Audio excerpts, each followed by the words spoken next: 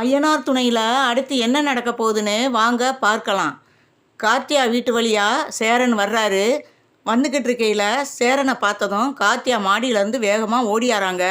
ஓடியாந்துட்டு சேரன் மாமான்ட்டு ஓடியாராங்க. இதை பார்த்த கஸ்தூரி வேகமாக ஓடியாந்து, ஏண்டி உனக்கு எத்தனை தடவை சொன்னாலும் அறிவு இல்லையா?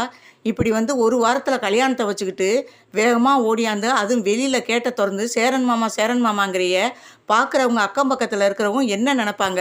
ஒரு வாரத்தில் இந்த பொண்ணுக்கு கல்யாணம், என்ன மாமான்னு சொல்லி அந்த பையனை கூப்பிட்டுக்கிட்டு இருக்கு அப்படின்னு சொல்லி சந்தேகப்பட மாட்டாங்களா? இல்லை வேறு எதுவும் சொல்லி கொடுக்க மாட்டாங்களா மாப்பிள்ளை வீட்டுக்காரவங்கிட்ட? ஏண்டி இதெல்லாம் உனக்கு நான் சொல்லியா தெரியணும்? படித்தவ தானே, அறிவில்லை. என்னட்டனமோ வசனம் பேசுனேன். நான் இப்போ சேரன் மாமாவெல்லாம் மறந்துட்டேன், நீங்கள் சொன்ன மாப்பிள்ளையை கட்டிக்கிறேன்னு. இப்போ என்னடி சேரன் மாமான்னு ஓடியார அப்படின்னு சொல்கிறாங்க. அந்த நேரம் சேரன் அங்கனக்குள்ளே நிற்கிறாரு. அத்தை, நான் எதுவுமே அந்த பக்கம் கூட நான் திரும்பி பார்க்கல. அவங்க வந்தாங்கன்னா நீங்கள் சத்தம் போட தேவையில்லை, உள்ளே போன்ட்டா போயிட போகிறாங்க, இதுக்கு எதுக்கு சத்தம் போடுறீங்க அப்படின்னு சொல்லவும், யாருடா உனக்கு அத்தை? நானும் அத்தை, இனிமேல் அத்தை செத்தேன்னு கூப்பிட்டுக்கிட்டு இருந்தேன், மரியாதை கெட்டு போயிடும், இந்த வழியாக எதுக்குடா போகிற அப்படின்னு சொல்லவும், ஏத்த வழியே இது தான், இதுக்காக நான் கவர்மெண்ட்டில் வேறு பக்கம் ரோடு போடு நான் சொல்ல முடியும் அப்படின்னு சேரன் சொல்கிறாரு.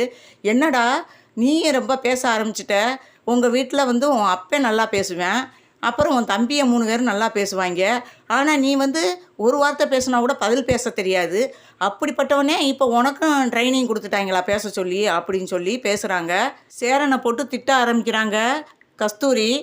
அப்போ கார்த்தியா சொல்கிறாங்க, ஏம்மா சேரன் மாமாவா ஏம்மா இப்படி பேசுகிறீங்க? அவர் வாட்டுக்கா ரோட்டில் போய்கிட்டு இருந்தார், நான் தானம்மா இறங்கி வந்தேன், ப்ளீஸ் இனிமேல் திட்டாதீங்கம்மா சேரன் மாமாவா அப்படின்னு சொல்கிறாப்புல. இங்கே ஒரு மறுபடியும் சேரன் மாமான்னா அவ்வளோதான், கண்ணை தச்சத்தை ஆப்பிப்பிடுவேன் அப்படிங்கிறாங்க. உடனே சேரன் சொல்கிறாங்க, எனக்காக நீங்கள் சண்டை போட்டுக்கிற வேணாம், நான் இங்கே பிரச்சனை பண்ணுறதுக்கு வரல, நான் யதார்த்தமாக ரோட்டில் போய்கிட்டு இருந்தேன், அவங்க வந்தாங்க, நீங்கள் எதுவும் இதை பெருசாக கொண்டு போகாதீங்கன்னு சொல்லிவிட்டு அவர் வெறுன்னு போயிடுறாரு. அதுக்கப்புறம் கார்த்தியா சேரன் நினச்சி அழுக ஆரம்பிக்கிறாங்க. என்னடி அவன் நினப்பு வந்துருச்சோ உனக்கு? கண்ணீர் வடிச்சுக்கிட்டு இருக்க, ஒழுங்காக மரியாதையாக உள்ளே போ அப்படின்னு சொல்லிட்டு சத்தம் போடுறாங்க. உள்ளே போறியா இல்லையா அப்படிங்கிறாங்க. அவங்க சேரனை பார்த்துக்கிட்டே நிற்கிறாங்க. கையை தரன்னு பிடிச்சி இழுத்து கொண்டு போய் வீட்டுக்குள்ளே போடி, இனிமேல் நீ வீட்டு வாசப்படி கூட மிதிக்கக்கூடாது அப்படின்னு சொல்லிட்டு கஸ்தூரி திட்ட ஆரம்பிச்சிடுறாங்க. உடனே அவங்க அழுதுகிட்டே அவங்க ரூமுக்குள்ளே போயிடுறாங்க. நிலாவும் சோழனும் ஆதார கார்டுக்கு அப்ளை பண்ண போயிருக்காங்க. அங்கே போனதும் நம்பரை கொடுக்குறாங்க.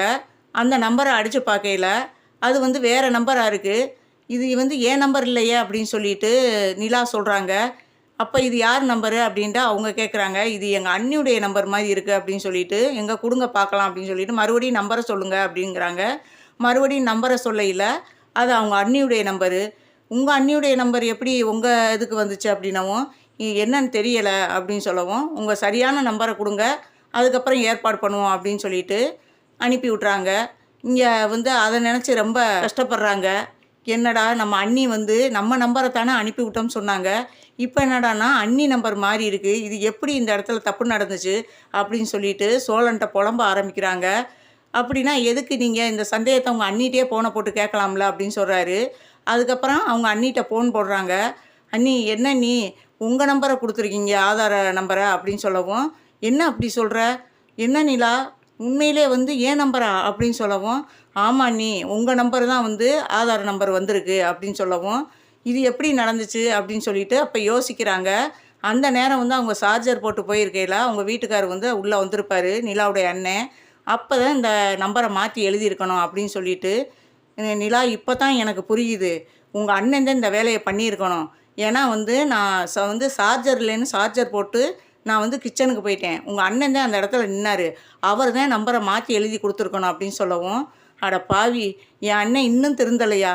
நான் வேணாம் தானே ஒதுங்கி இருக்கேன், இந்த ஆதார நம்பரை கூட கொடுக்க விட மாட்டேங்கிறானே, இவெல்லாம் கூட பிறந்தவன் சொல்லவே எனக்கு வெக்கமாக இருக்குது அப்படின்னு சொல்லிட்டு, சரிங்க நீ வைங்க நீ அப்படின்னு சொல்லிட்டு இங்கே சோழன்ட்ட சொல்லி ரொம்ப புலம்ப ஆரம்பிக்கிறாங்க.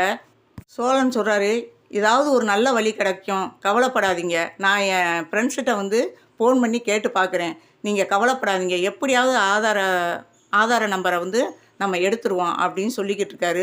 அதை கேட்டதும் கொஞ்சம் ஆறுதல் அடைகிறாங்க நிலா.